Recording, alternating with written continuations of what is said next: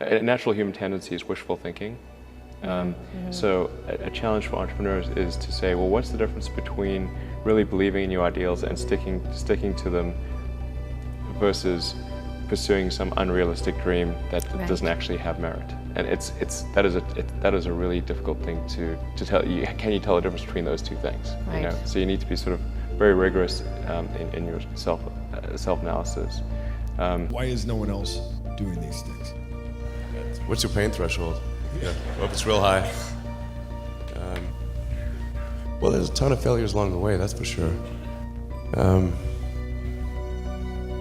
Like I said, as I said, for SpaceX, the first 3 launches failed, and we're just barely able to scrape together enough parts and money to do the 4th launch. If that 4th launch had failed, we would have been dead. 2008 was brutal. Yeah, 2008, we had the 3rd consecutive failure of the Falcon 1 rocket for SpaceX. Tesla almost went bankrupt. We closed our financing round 6 p.m. Christmas Eve, 2008. It was the last hour of the last day that it was possible. We would have gone bankrupt 2 days after Christmas otherwise. And I got divorced. That was like rough, man.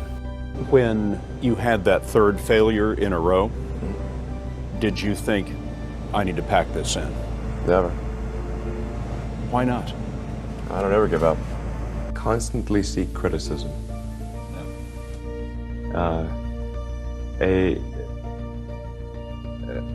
A well thought out critique of whatever you're doing is as valuable as gold.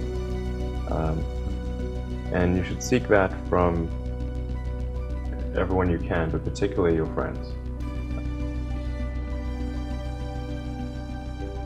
There are American heroes who don't like this idea.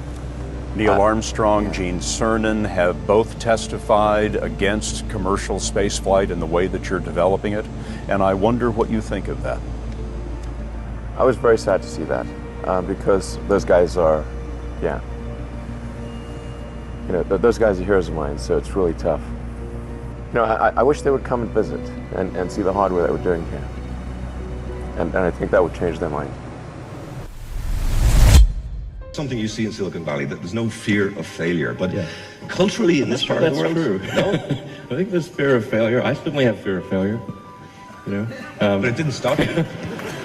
No. Starting a business, I'd say, number 1 is have a high pain threshold, and then just work like hell. People are putting in 40-hour work weeks, and you're putting in 100-hour work weeks. Then even if you're doing the same thing, you know that you will achieve in 4 months what it takes them a year to achieve. Even if you're the best, there's always a chance of failure. So I think it's important that you really like whatever you're doing. If you don't like it, life is too short. And if you see the difference between a startup that is successful and one that is not, and it's because the successful one, they both made mistakes, but the successful one recognized the mistakes, fixed them very quickly, and the unsuccessful one tries to deny that the mistakes exist. Yeah, it's not like I like failure, I really like failure, it's terrible, but if you only do things that are certain to succeed, then you're only going to be doing very obvious things. You have to do the tough stuff and as well as the enjoyable stuff. You have to do the boring stuff as well as the non-boring stuff.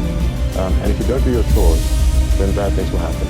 Typically, like it's more fun to cook the meal than to clean the dishes. Okay, but you need to clean the dishes. So, for sure, uncharted territory will result in failures necessarily. Otherwise, you're not trying hard enough. But when critics say you can't do this, your answer to them is? We've done it.